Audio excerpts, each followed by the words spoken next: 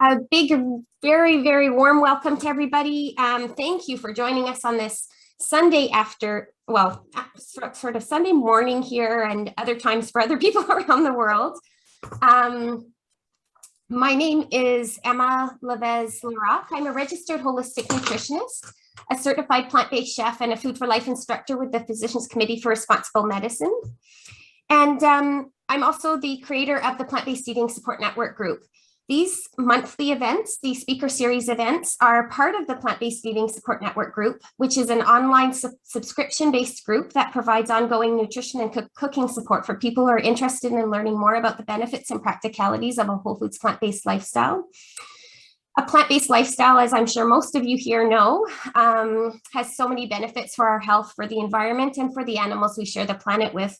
And there's so many incredible people working to raise awareness about these benefits that that's what this speaker series is all about, is bringing some of those voices in to talk to the support network group members. And I'm also, as I said, really thrilled to be able to include this as a free event for the public as well.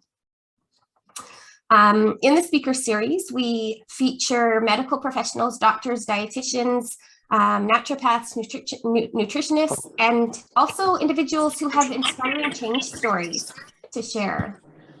I suppose I could get this bigger on the other. Sorry about that. Sorry, I'm trying to do everything at once here.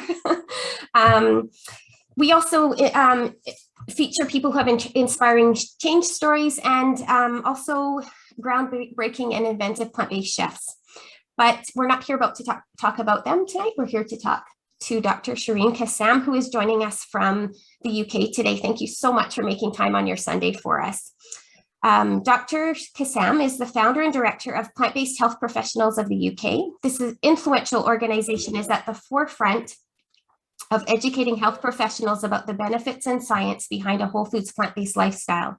Many of you who are in the support network group will recognize the name as it's one I refer to and share resources from often, gratefully. Shireen is a consultant hematologist at King's College Hospital in London with a specialist interest in lymphoma. She is passionate about promoting plant-based nutrition for the prevention and reversal of chronic disease.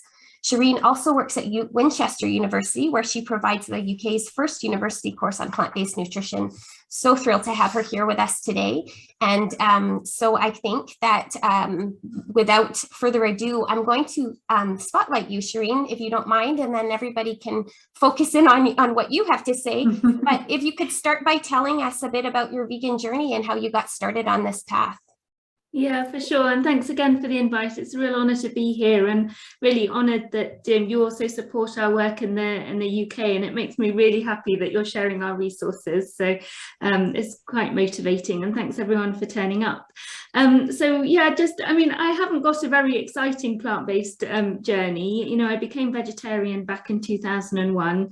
I no longer wanted to eat animals. I didn't think I needed to, and we could treat our animals better. But I didn't really make the connection between consuming dairy and eggs and the sort of injustice of that and the cruelty in the industry until 2013. And it was sort of a family affair. Myself and my two sisters sort of came to this realization together in parallel, whilst discussing these issues. And from there, once I knew what the dairy and egg industry involved, I became vegan and embraced all the aspects of veganism, including 100% plant-based diet. And that's kind of where the sort of health interest started, because as you say, I had been a doctor for 13 years at that stage. I qualified in 2000, but I hadn't really focused in on what a healthy diet was, how it impacted health, how it might be useful for my patients. And when I started looking into the evidence supporting a plant-based diet and prevention of chronic disease for my own personal benefit and learning how to eat a healthy vegan diet, I was, pretty overwhelmed by the evidence, and, even more startled by the fact that I hadn't really known this information before. And so I spent a good few years, probably till about 2017, kind of learning the information from the good and the greats, like you mentioned, Dr. Neil Barnard, who's been here before me, and so forth, and realised that most of the education was coming out of the US, and that nobody really in the UK was talking about the impacts of plant-based diets on human health, and making those then connections between a healthy plant-based diet and animal justice and the environment. So that's kind of the inception of Plant-Based Health Professionals UK, really to replicate PCRM, but in the UK, making UK relevant education and resources to kind of move things along in my kind of a circle of influence, essentially.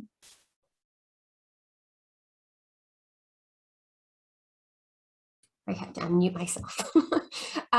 It really is such a wonderful resource. When I stumbled across it a few years back, I was just blown away by the quality of the materials you put out. And like I said, I share your handouts and things like that in our group all the time. And they're just such wonderful resources. So thank you for all the hard work that you do. And I have included the information, but I also always send a follow-up email to these two, and I'll make sure everybody has lots of information about how to connect with the organization. So you can check it out for yourself, because anybody can become a member. Is that correct? Yeah, absolutely. And sort of since the pandemic, we really have gained international members who've appreciated our resources, which are mostly free, accessible, online, shareable, and our live webinar series as well. And the webinars are fantastic. Again, just another place to learn and from all kinds of plant-based health professionals. As well as your Facebook page too. I love your Facebook page. There's always interesting things on there. Oh, thank you. Is there anything else you want to say about the organization before we move on? Well, I mean, I guess, just that we are focused on education and advocacy primarily, but as you say, covering health professionals, general public, and, the ultimate aim is to be able to influence policy. We are a membership organisation, so we're sort of building strength in numbers and trying to, make sure that we are all speaking off the same page, as it were, so that we can all influence healthcare providers wherever we're living, and, just increasing our resources. This coming year, we're lucky enough to be able to have some slots in medical schools. So Hayley Tate, who's a GP, she's going to be teaching a kind of cooking for the climate course with the planetary health modules in a couple of universities. And yeah, so our program expands. We're in the middle of writing a textbook as well, of which Zara is a co-editor. So it's going to be a Canadian-UK project. So that will be coming out in the middle of next year. So just lots going on, and hopefully everyone keeps up to date with subscribing to the website and getting our regular newsletters. Oh, that's really, really great to know. I look forward to that. And Dr. Marentet saying she uses and shares your resources as well. So wonderful. Going back to when you first started making this transition, were there challenges that you faced in the early days as a doctor promoting the benefits of a whole foods plant-based lifestyle? Yes, and I think some of these challenges continue, as you might imagine, amongst your peer group as well, Emma. I think, I think there's an appreciation that clearly we need to address diet and lifestyle habits within the population within the UK, but there continues to be this sort of this continued arguments and disagreements about what that healthy diet might be, and we know that diet choices are influenced by one's backgrounds and culture and social context, and it can be difficult, even amongst health professionals, being able to come to consensus about what a healthy diet is, despite the fact that the evidence is very clear-cut when you read the primary sources.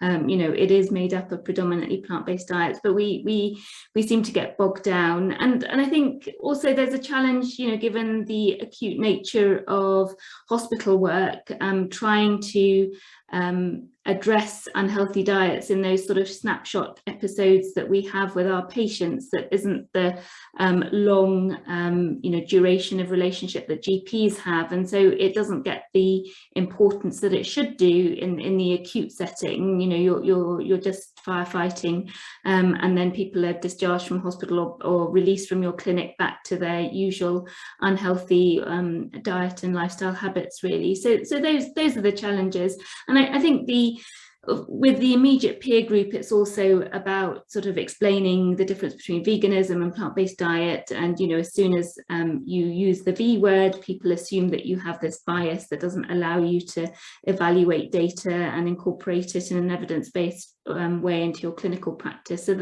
that remains. Before we move on from that, I'd love to ask you, because I know you're very active in, promoting the environmental and like you said, the animal justice reasons for this. How do you incorporate all of that and really, because I know that's something that a lot of plant-based doctors or health professionals try, say you don't want to cloud so how do you balance that? What's your approach to that? Yeah, I think it's really tough. I'm open and honest about the fact that I'm vegan, and I'm also open and honest about the fact that, you don't have to be 100% plant-based to derive all the benefits. But if you want to be, and you certainly can be, you can be the healthiest that you would like to be on a 100% plant-based diet. So there is an element of being honest about who I am and about the data. I think when it comes to the environmental side, I think there's sort of a much broader recognition of the impacts of diet choice and its impact on the environment, and that is coming into healthcare and becoming more acceptable to talk about, because we all know that healthcare kind of contributes about 4 to 5% of the greenhouse gas emissions globally, and there's a real drive to reduce the climate impact of our healthcare systems. And in the NHS, they want to become carbon neutral by 2030, and addressing food is something that's being openly discussed. So that's made it a bit easier for me to talk about meat and dairy consumption. And I was able to run the international campaign No Meat May at my hospital, King's College Hospital in London, which I didn't think a few years ago anyone would be interested in joining a No Meat May campaign and talking about plant-based diets and a little bit about veganism, but really focusing on meat and dairy reduction. And we got the exec team interested, and they've now put into their green policy that they want to slowly transition away from processed meat and eliminate it from menus, which is a major step. Like, there is no hospital in the UK that doesn't serve processed meat. So if we were able to kind of have a champion that had got rid of processed meat on the menus, then that would be amazing. It would be a good kickstart to trying to replicate that elsewhere. Incredible. Congratulations. What an amazing step forward. That's really encouraging. Thanks for sharing that with us.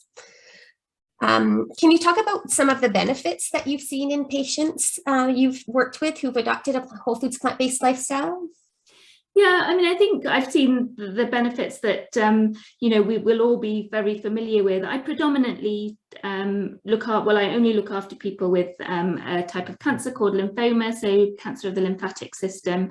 And, when they first present to me, I don't necessarily talk in specifics about diet and lifestyle, because it's all quite overwhelming. But the opportunity comes sort of towards the end of treatment, when people are recovering and thinking about, living a healthy quality life after treatment.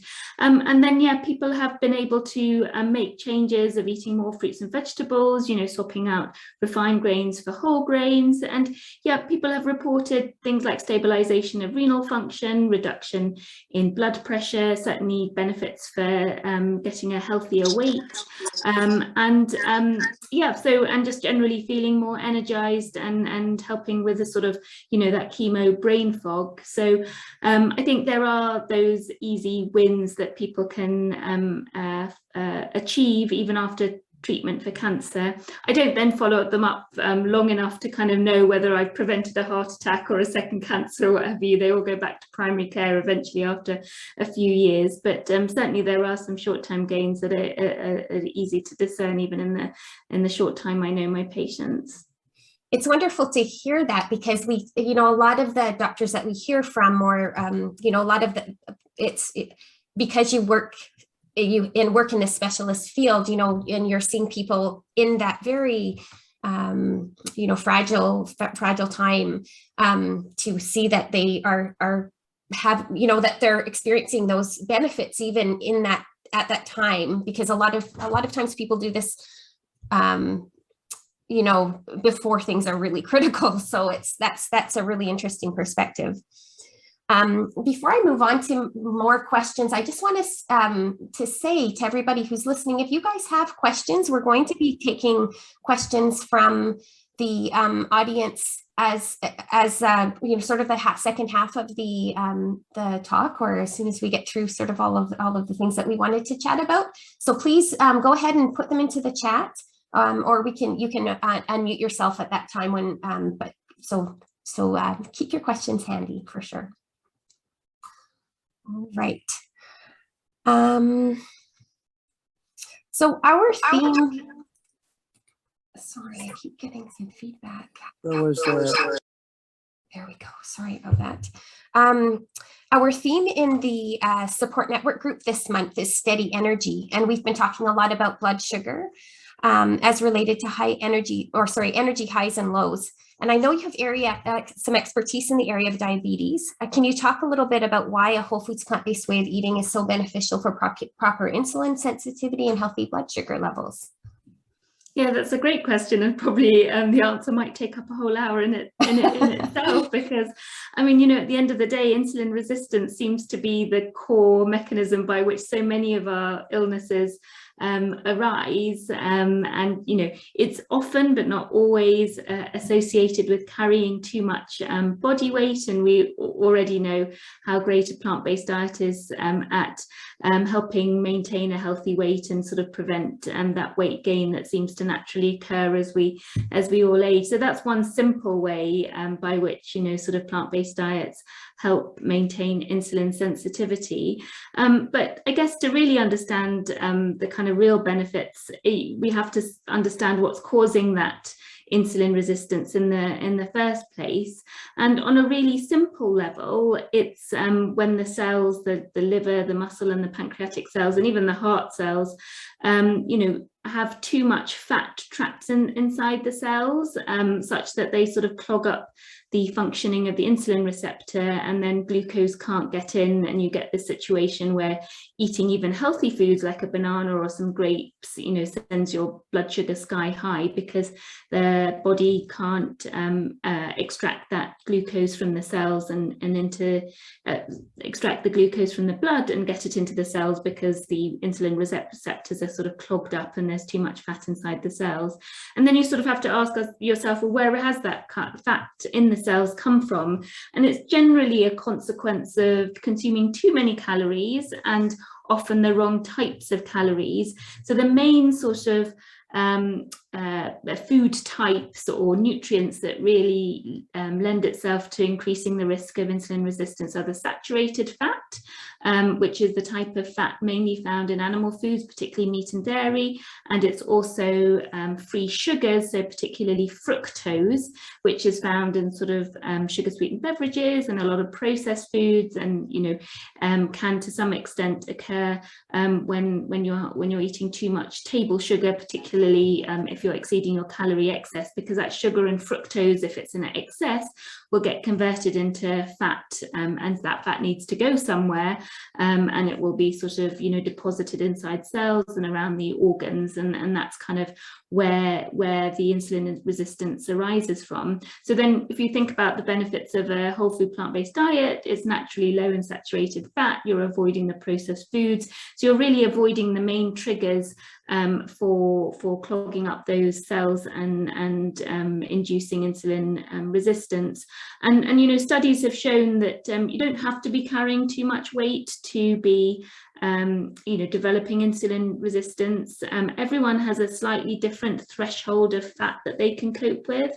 And so, different people have a different tolerance for fat. So you obviously about 10 to 15 or even more % of people with type 2 diabetes are supposedly sort of healthy weight from the outside, but because their fat tolerance for these types of foods that are rich in saturated fat and free sugars is lower. And that's particularly in people from South Asian backgrounds like myself.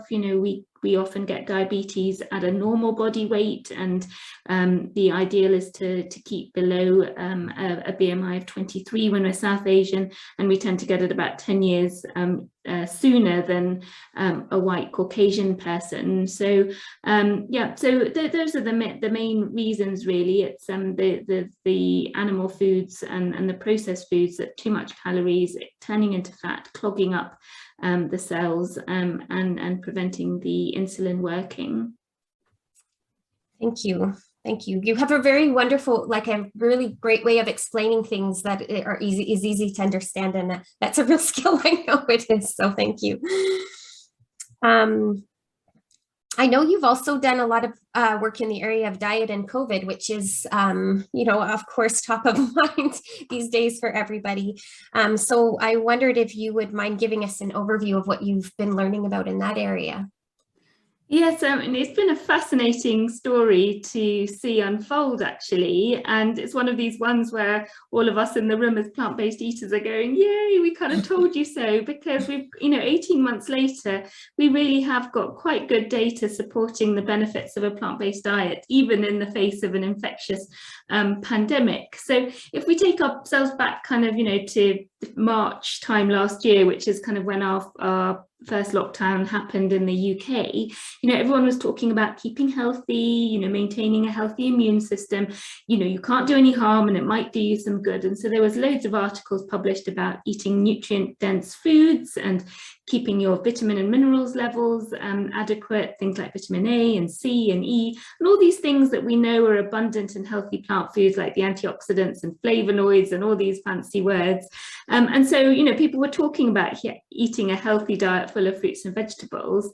And then the second thing we observed after that sort of initial, talking about keeping a healthy diet, was that unfortunately people who had underlying chronic illness were suffering the worst outcomes from COVID. So not only was there increased risk of getting COVID-19 if you had an underlying chronic illness, but then the outcomes were worse. You had more chance of needing hospitalization, going to intensive care, and ultimately passing away from the virus. And there was an enormous study just published at the beginning of this year from the US looking at 1 million admissions to hospital for COVID-19. And basically the headline message was that 60% of those admissions could be accounted for by people who were carrying too much weight, had heart failure, or had hypertension or type 2 diabetes. Now, this audience will know that all of those conditions are potentially preventable and reversible with a healthy diet and lifestyle. So, 60% of hospital admissions, this paper was saying, could have been prevented if we were all at our peak health. And so then that sort of got people thinking about, well, what about looking at people on different diet patterns? And there's been 2 big studies that have come out. I'll talk mainly about the more robust study, but you might have all heard about the Zoe COVID symptom app study, where people in the US and UK predominantly, it's a UK run study, have been recording, whether they've had COVID, what symptoms they've had, whether they, and then recording things about their diet and lifestyle since the very beginning of the pandemic, actually. And so this COVID app study has now collected data on almost 500,000 people from the UK and the US, and has been able to analyze the correlation between getting COVID, the severity of COVID, and what people are telling them that they're eating. And they use this way of analyzing the dietary information called the Plant-Based Diet Index, which gives you positive scores for healthy plant-based foods, negative scores for all animal-based foods, and negative scores for unhealthy plant foods like, cakes and pastries and fruit juice and so forth. And what they were able to show is that people who told the app that they were eating a healthy plant-based diet had a 10% risk, a 10% reduced risk of actually getting COVID-19, so actually developing the infection, but a 40% reduced risk of a severe outcome, so 40% less likely to go to hospital ICU and then die, which is pretty phenomenal, really. And this was all adjusted for underlying chronic conditions and other risk factors as well. So this was independent of all those other things. So it's a really interesting finding. And then in between times, there's been studies that have shown that we know that the infection is really an infection of the endothelial system. So that's the lining of the blood vessels. So although we think of it as a lung disease, actually it's affecting the lining of the blood vessels. And that's why it's such a multi-system disease. You know, people have symptoms related to their skin, their brain, you know, there's COVID toe, there's myocarditis. And that's because the lining of the blood vessels in all these organs are being affected, and the lining has the receptor for the coronavirus, and we all know that that the endothelial lining is so important to prevent other chronic diseases like cardiovascular disease, type 2 diabetes and hypertension, and the same applies for COVID. So having a healthier endothelial system can reduce the consequences of the virus, and that's where sort of diet and lifestyle comes into play, because we can have a diet that either injures our endothelium, like a diet heavy in meat, dairy, eggs, etc., or we can have endothelium that is protected by the healthy diet like fruits and vegetables, and we all know about leafy greens and beetroot that has the high levels of nitric oxide that protects the function of the endothelial system. So there's been that connection, and also that high cholesterol and high blood glucose levels increase the severity of the infection and the replication of the virus. So it's been a really, really exciting and interesting story. I have got an online talk that I'll share with you. Maybe you put it in the show notes, Emma, because I did that for the Veg Fest that we had recently online here in the UK. And I've got a little summary article because I found it's so fascinating. And as I say, it's sort of a great reinforcement for moving along the spectrum of from an omnivore to a plant-based diet. That is really exciting and interesting. And yes, absolutely. Please share that with me and I'll pass that on. Do you see, as a result of all of this evidence that's coming out, do you see any kind of response from the medical community that you're working in? It's not enough. I mean, you can see from the media, the publicity, the newspaper stories, there's been a few, stories about, how underlying health conditions need never have been there, could have been prevented, could have been reversed in this 18 months of the pandemic. But that doesn't really translate into any sort of community action, only in sort of small groups. And there have been some great community education and food delivery and things that have happened during the pandemic, but not from a sort of policy or government level. It's been more talk rather than action. Our government has developed a 12-week healthy eating app and to help people get onto a healthier diet. And I think it's a bit short-sighted to think that just because you download an app and get 12 weeks of information and recipes that suddenly you're going to transform your diet and lifestyle habits. I think people need a little more than that, and we have to work on transforming the food environment, making sure that food and healthy foods are affordable and accessible to everyone, and that's a major barrier in the UK. We know that it costs more to eat a healthy plant-based diet than it does to eat an unhealthy processed diet. So I think those things really need to be addressed, and they're not being, to be honest. And we still have a focus on medical treatments for high blood pressure and type 2 diabetes when these conditions are potentially reversible with a healthy diet and lifestyle approach. Well, it just gives us all more work to do, right? Thank you. So in terms of practicalities of adopting a whole foods plant-based diet, What are some of the struggles or challenges you see your patients experiencing, and how do you help them deal with those? Yeah, really relevant question, because I think we all have different barriers, don't we, depending on where we're at, our family and friend situation, our work situation, and, you know, the foods that are available to us. And, you know, I see a spectrum of patients where, you know, some people are really on board and know that a healthy diet's really important for cancer survival and are on it and, you know, making those changes. Whereas a lot of my patients are financially insecure, you know, just having this cancer diagnosis is going to mean that they're not going to be able to work, and financially insecure. And so you do have to make that conversation really relevant to the person in front of you. And I think that is the challenge. And I'm not sure that I've become expert in this area.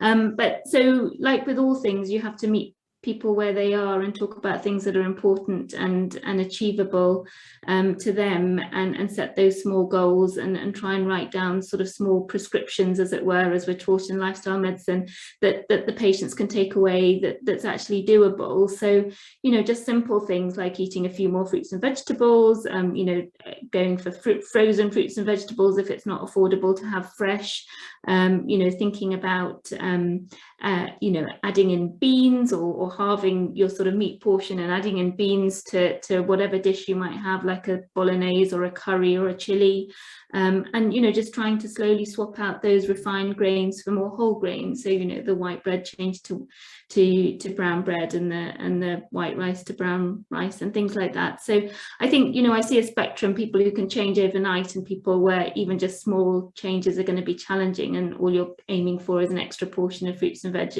a day, and minimizing some of the processed foods. Okay, thank you. You teach the first plant-based course for health professionals at Winchester University. Why are you so passionate about teaching other medical professionals about this?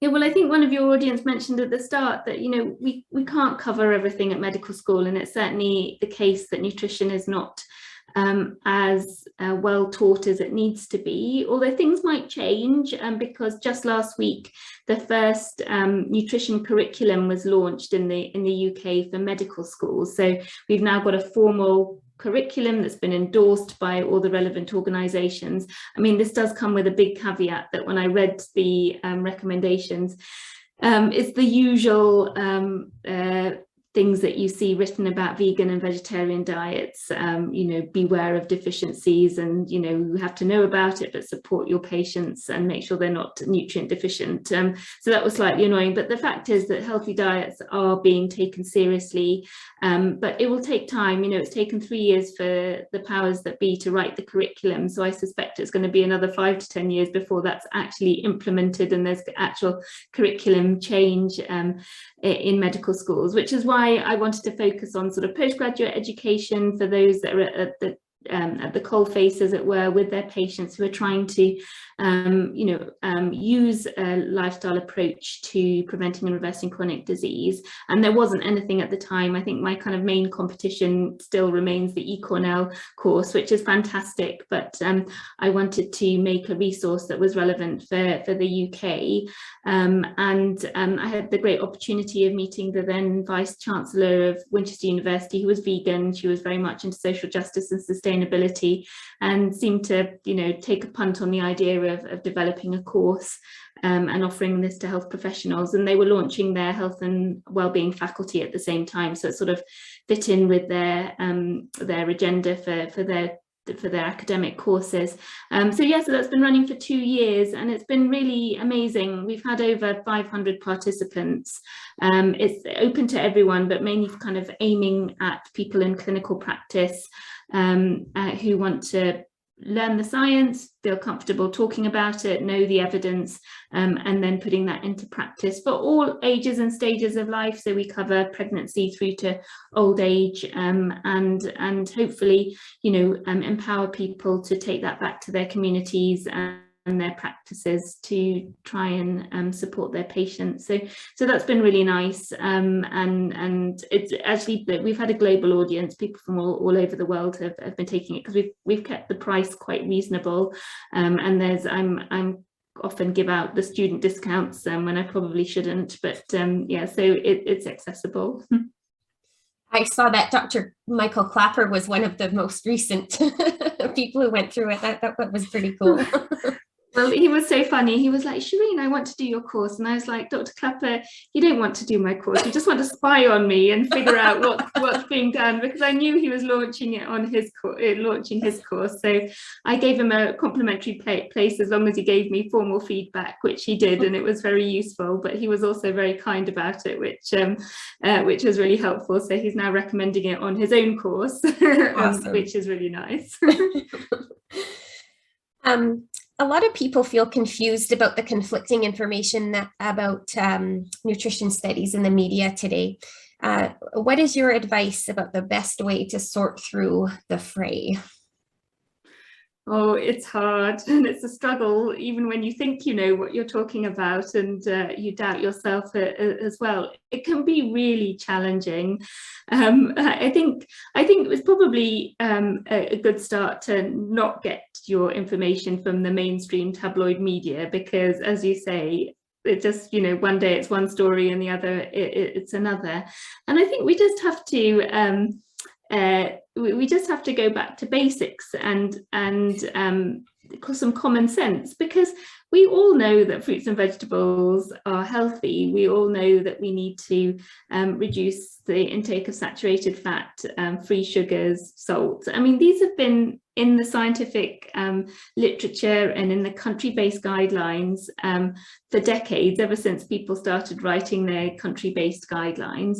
And I think that's a good place to start, because you know, I'm very envious of you guys. I think the Health Canada dietary guidelines are spot on. They've stuck to the evidence, they excluded industry influence, and they've got a practically plant-based plate with 3/4, you know, from fruits, vegetables and whole grains, and it tells you in the final quarter to choose from healthy plant-based proteins. And this really is a summary of the science. And so I think you have to really think very carefully when individuals or organizations are telling you to deviate from the country-based guidelines, especially when you've got such a robust one from your organizations. So and the UK is the same. 2/3 of the plate is a plant-based plate. I think the trouble is that nobody's sticking to it, and then people will say, well, we have had these food guidelines and everyone's still sick and overweight, but actually people aren't sticking to those guidelines. So I think that's a really great place to start, and then I guess you have to be comfortable with the types of resources that you are following. You know, our guidelines from the NHS are really pretty good, even though they don't outwardly endorse a vegan or vegetarian diet. They are clear that a vegan and vegetarian diet is healthy throughout all life stages and can be nutritionally adequate if well planned. So, you know, it's all there when you look for it for reliable sources. And then it's great having support groups like yours, because you know that you're following the evidence. You've gone to the organizations that have been using plant-based diets in clinical practice for a long time. And you know, I think you then have to do the best you can. Thank you. Okay, so we're going to switch over to some of the, we're getting a few questions in the chat. So the first one, I think you can probably see them yourself, but just in case anyone's not looking at the chat box, in terms of RAISE, is that how you say that? RAISE, I'm not sure, RAISE syndrome, is that something that a whole foods plant-based diet, no oil, low I think glycemic index diet could improve? I just need to check that I'm understanding, because someone told me that the numbness is something called RAISE syndrome. Are we talking, do you think, Raynauds? Because RAISE syndrome I think of as something else, not to do with diabetes, so I'm not 100% sure. But in terms of the neuropathy, we do have some small studies that show that a whole food plant-based diet can improve neuropathy, and in some people can actually eliminate the pain associated with neuropathy from type 2 diabetes. So that's a yes. If you're talking about Raynauds syndrome, is Raynauds, then Raynauds the numbness in your fingertips? Well, that's kind of the neuropathy. That's the neuropathy, and then Raynauds would be when your fingers go very cold, they go white, and then Raynauds then. Yeah. So I mean, again, that's more sort of vasculitic disorder. So it's the blood vessels kind of constricting in an abnormal way. So anything that will help the lining of the blood vessels is in theory going to be useful. And certainly we know in autoimmune conditions where Raynauds is a common symptom, that autoimmune conditions respond really nicely to a plant-based diet. But I have to be honest, I haven't seen a specific study on Raynauds and whole food plant-based. I don't know whether anyone else in the audience is aware of one. If anybody is, please feel free to, because I know we have several doctors here. If you guys want to tune in, please feel free to do that. No, I'm not aware of one. The only thing that I would suggest as well is to make sure that you're taking your vitamin B12 supplement. Great point. Thank you. Thank you. Thanks, Danielle. So the next question from Anne was, when you teach the course to medical professionals, does it influence their own food choices? Do they adopt? So that's a really interesting question, because we've seen a real shift in the audience that we're getting. So as you might imagine, when we launched, it was a whole load of vegans and already whole food plant-based individuals doing the course. But the second year, there was a real shift in people who were, in the kind of online chat and in the discussions were saying, well, I still eat this, I still eat that, but I'm going to make an effort to, cut out the dairy or swap the cheese out or eat more beans or whatever. So there has been a shift. We don't follow them up afterwards with questionnaires to ask whether they have changed their own diet. But I mean, hopefully the fact that they're taking a course that is all about plant-based is because they want to, or they know that there is some reason to do so, or at least use it in their clinical practice. So yeah, so I think it does seem to have an influence, and people are becoming then more comfortable raising a plant-based or predominantly plant-based family as well. I think I find that because people come on the course thinking, well, it's okay for me and my adult patients, but is it okay for children? The next one is from Tom. Given the relatively higher cost of a healthy plant-based diet today, if purchased through the global food system and potential disruption of that system due to climate change, any suggestions for maintaining community health through local food resilience?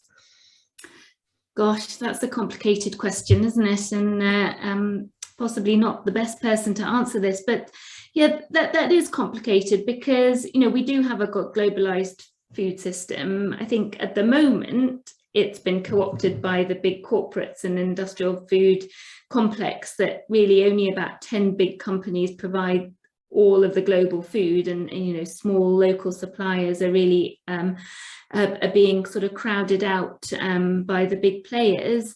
But having said that, a lot of low and middle income countries now rely on trade from higher income countries, and so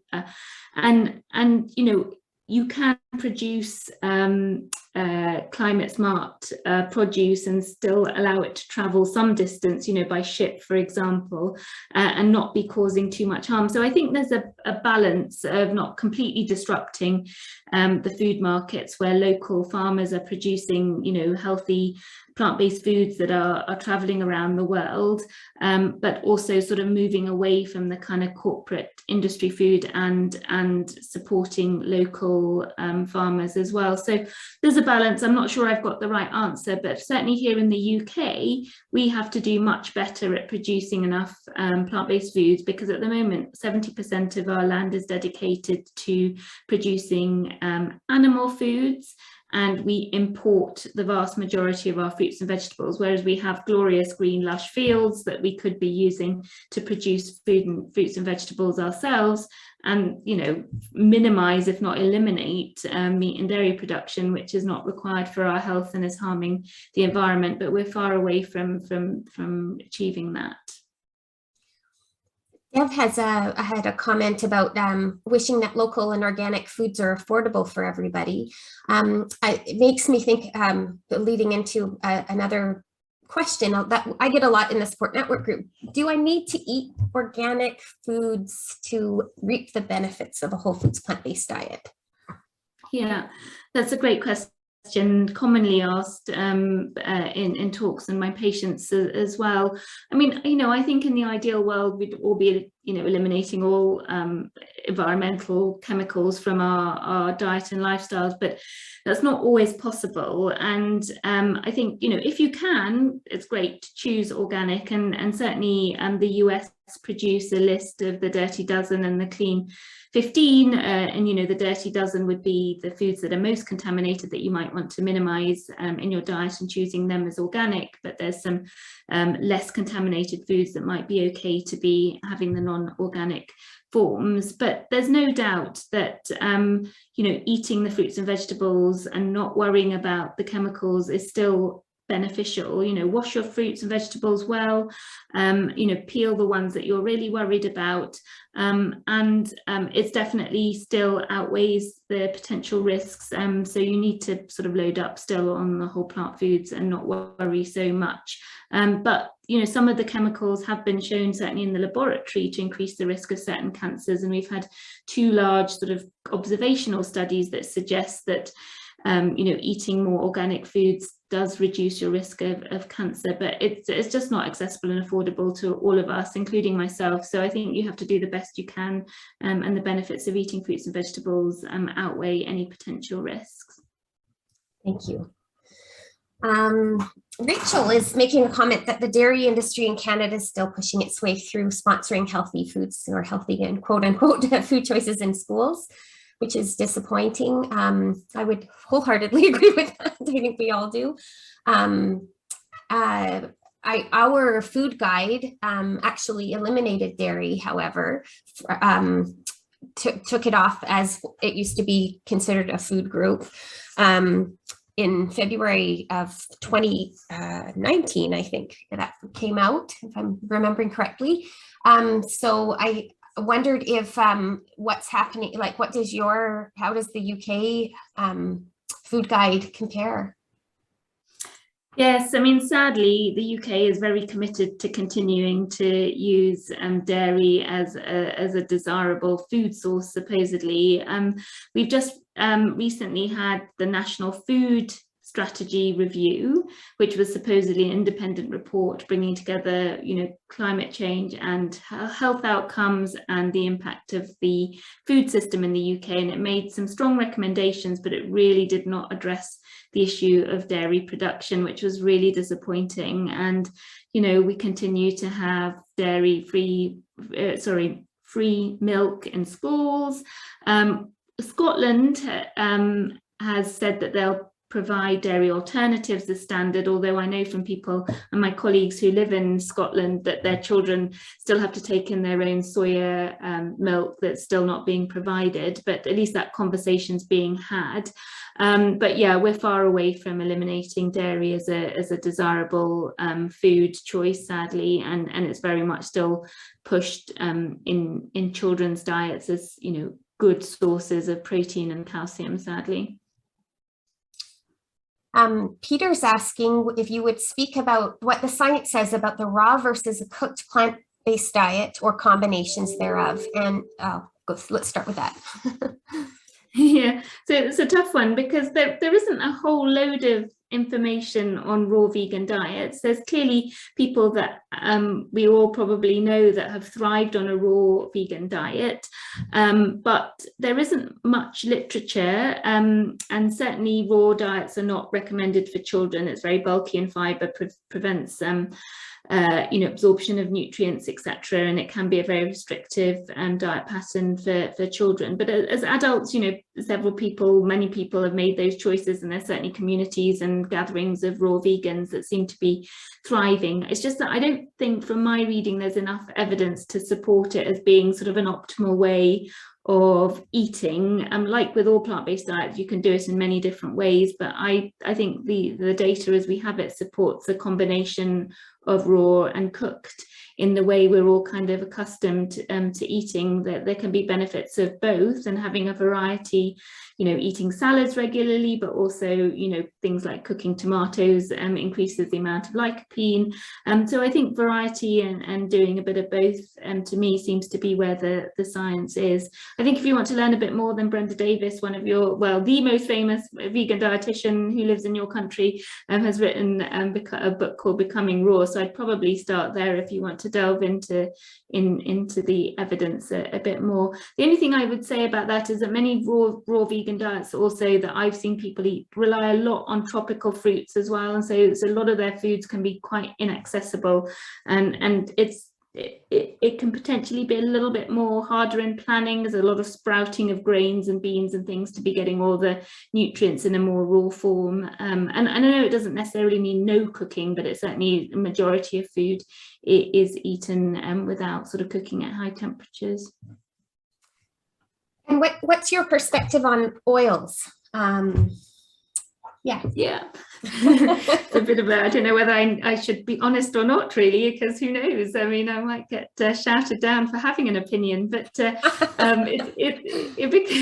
it's so controversial, we actually have it as a discussion topic in the Winchester course, and it's really interesting because some people are coming to it having read all the kind of the debate and social media and the science literature and what have you, and then some people come to it going, gosh, I didn't even know anyone was talking about good or bad. I think it's something that we spend too much time thinking about, and I think we have to make a personalized decision, and it also comes down to quality. So I personally choose not to use any oil, and that's mainly because I can sometimes struggle with not gaining weight, and I don't want the extra calories. I'd prefer to eat my extra calories as whole fruits and vegetables and things like that. But the science shows us that a high quality extra virgin olive oil that's high in polyphenols may have some health advantages, and if you enjoy using it in your cooking and in your salads and what have you, it's not going to do any harm, and it may have some benefits. But my view is that it's not necessary. You can have a healthy plant-based diet without oil, but if you enjoy it, you can have a plant-based diet with having some oil in it as well, as long as it's really good quality oil. And that's where it kind of comes back to, isn't it, that that's not necessarily accessible, and maybe your money is better spent on cheaper things like dried beans and grains that you can buy loads of and benefit from, whereas a litre bottle of extra virgin olive oil, it is really quite pricey in comparison. So that's kind of where I am. I think if I knew I had heart disease and atherosclerosis, then I would probably follow the Esselstyn or Dean Ornish protocol that's evidence-based, and it does follow a low fat, no oil protocol. I think if I was in that situation and if I was struggling with weight, I certainly would eliminate oil because it's very energy dense. What about coconut oil? That's always a big one that comes up. Oh yeah, I think I can be more definitive on that. I think the consensus is that predominantly saturated fat elevates your blood LDL levels in a linear fashion, and we should not be reaching for coconut oil as a food or nutrient, and leave it for beauty products, I think. Thank you. And Peter, I think your last part was maybe just a comment, but if you had a further question, please just unmute yourself and let us know. We'll go on to Judy's question. Canadian guidelines from 2011 recommend no more than 2 standard drinks containing alcohol for women and 3 for men daily. Could you speak about the evidence around even moderate alcohol use and increased risk for cancer? Great question. Yeah, it really is. And I'm quite clear with my patients that there is no safe limit of alcohol when it comes to cancer prevention. Even having 1 drink a day increases your risk, particularly of cancers like breast cancer for women. But, you know, most cancers, including like GI cancers that's so common now and occurring in younger and younger people, just even 1 drink a day will increase your risk by a certain percentage. So I think, you know, I think that's clear. And even the recently published American guidelines on diet and physical activity for cancer prevention says that there is no safe limit. So I think we have to be honest with ourselves and our patients, and then you know, it comes down to individual decision, like with all things. But globally, about 5 to 6% of cancers is caused by consuming alcohol, and that even the cardiovascular disease community is coming around to the fact that there isn't much in the way of benefits for heart health outside of the polyphenols in red wine, and we can get polyphenols abundantly from whole fruits and vegetables. So that's my stance, really. Thank you very much. Does anyone have any further questions before we wrap it up? We've got about 5 minutes left, so if there are one or two more questions, we could probably take them. If you'd like to just unmute yourself, please go ahead and do so. I can't see everybody, so raising your hand won't help you. I've got a question. Any tips on taking vitamins and supplements? From a plant-based perspective, like magnesium, the B vitamins and probiotics. Oh, okay, yeah, no, good question. It's always worth discussing what supplements are essential on a 100% plant-based diet. So the main essential one is B12, like was already mentioned earlier. So, you know, everyone needs a reliable, regular source of vitamin B12. And for most of us, the simplest way to do that is a daily or weekly supplement. So that's a non-negotiable one. And then depending on where we live, and you'll be similar to us here in the UK, vitamin D is a useful supplement during the winter months, although I think in the UK we probably need it all year round, and certainly during the pandemic that's been the advice from the government. So vitamin D, and that actually has come out as being useful for prevention of severe COVID as well. Mixed data, but interesting nonetheless. So those two are pretty essential. And then you sort of need to be aware where you're getting some other critical nutrients. So for example, iodine is a problem for people in the UK. We don't have iodized salt, but I believe that you guys can buy that more readily. So depending on whether you use iodized salt or not, you might want to consider iodine supplement of 150 micrograms daily as part of your mix of vitamins, but you can get that from plant sources, so you just need to know where you're going to get your iodine from. Most people get it from dairy as a byproduct of the cleaning products used, so not like it's in dairy, it's kind of an added extra from the cleaning fluids. So and those are the main ones. I don't recommend any other regular ones. I certainly wouldn't be recommending, you know, vitamin C or magnesium or anything like that, because they're abundant in a plant-based diet, and even, you know, nutrients that we sometimes worry about, like iron and zinc, more than adequately obtained when you're eating a variety of plant foods. And I think that's the key, that we should be concentrating on the variety we eat, because sometimes we end up with a kind of monotonous diet and then we're not getting all the nutrients we need. Someone else is asking about probiotics and prebiotics. Let's make that our last question. Okay, it's a tough one, that one.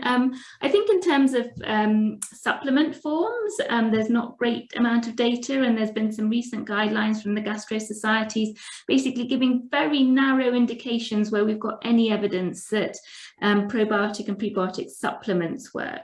However, you know, we can eat a diet that's got lots of prebiotic foods, you know, all the kind of resistance fibers and things that really feed our bacteria, and then including some fermented foods like sauerkraut, kimchi, water kefir, if you're Indian, the dosa, and you know, the fermented rice that's these pancakes are made of, is a good way of getting healthy bacteria into the diet. There's also plant-based yogurts that sometimes have live cultures in it as well. We can certainly certainly get that on the shelves here in the UK. And interestingly, there was a study in the last 18 months showing an association between eating fermented vegetables and less severe COVID-19. I mean, you can't prove it's causal, but clearly there's an advantage of having a healthy gut microbiome. So yeah, I would aim to get these from food sources, unless you've got GI problems and your gastro doctor has said that you might benefit from a supplement form. Thank you so much for all your wonderful advice and information, and just for being here tonight. That's so very, very helpful to us all.